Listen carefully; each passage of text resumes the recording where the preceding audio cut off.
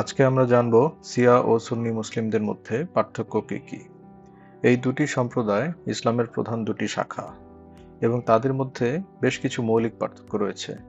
আসুন দেখি সেগুলো কি। ইসলামের প্রধান দুটি শাখা হলো শিয়া এবং সুন্নি। এই বিভক্তি শুরু হয় নবী মুহাম্মদ সাল্লাল্লাহু আলাইহি সাল্লাম এর মৃত্যুর পরে, যখন মুসলিম সম্প্রদায়ের নেতৃত্ব নিয়ে মতপার্থক্য দেখা দেয়। বিশ্বের প্রায় 85 থেকে 90% মুসলিম সুন্নি।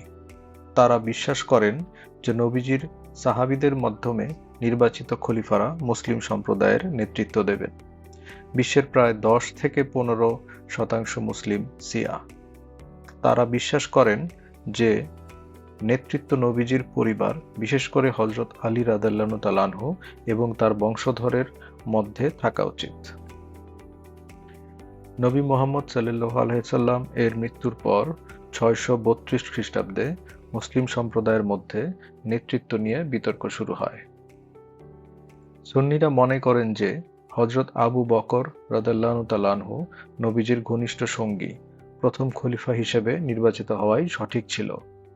শিয়ারা বিশ্বাস করেন যে হযরত আলী রাদিয়াল্লাহু তাআলা আনহু নবীজির চাচাতো ভাই এবং জামাতা, ইমাম হিসেবে নির্বাচিত হওয়ার জন্য নবীজির দ্বারা মনোনীত ছিলেন।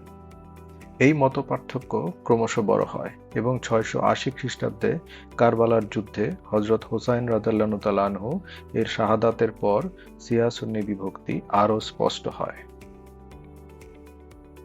শিয়া এবং সুন্নিদের মধ্যে কিছু ধর্মীয় পার্থক্য রয়েছে, যেমন শিয়ারা বিশ্বাস করেন যে ইমামরা ঐতিহাসিকভাবে নির্বাচিত। শিয়াদের মতে ইমামরা শুধু নেতা নন, ধর্মীয় ও আধ্যাত্মিক গাইড। সুন্নিরা খলিফাদের রাজনৈতিক ও ধর্মীয় নেতা হিসেবে গ্রহণ করেন, কিন্তু তাদের ঐতিহাসিক মর্যাদা থাকাটা জরুরি নয়। সুন্নিরা 4টি প্রধান ফিকহ অনুসরণ করেন: হানাফি, মালিকি, শাফিঈ ও হাম্বলি। শিয়ারা প্রধানত জাফরি ফিকহ অনুসরণ করেন। শিয়ারা 5 ওয়াক্ত নামাজ 3 সময়ে আদায় করতে পারেন।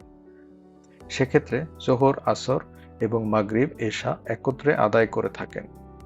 অন্যদিকে সুন্নিরা সাধারণত 5টি আলাদা সময়ে আদায় করেন। শিয়ারা মহররমে হযরত হুসাইন রাদিয়াল্লাহু তাআলা আনহু এর শাহাদাতের স্মরণে বিশেষ আয়োজন করেন, যা সুন্নিদের মধ্যে অতটা প্রচলিত নয়।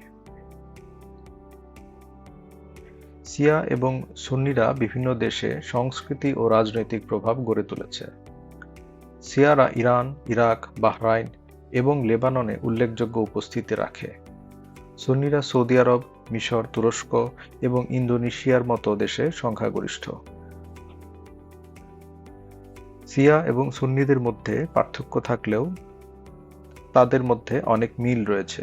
উভয় সম্প্রদায় এক আল্লাহ, নবী মুহাম্মদ সাল্লাল্লাহু আলাইহি সাল্লাম, কোরআন এবং কিবলার প্রতি বিশ্বাসী।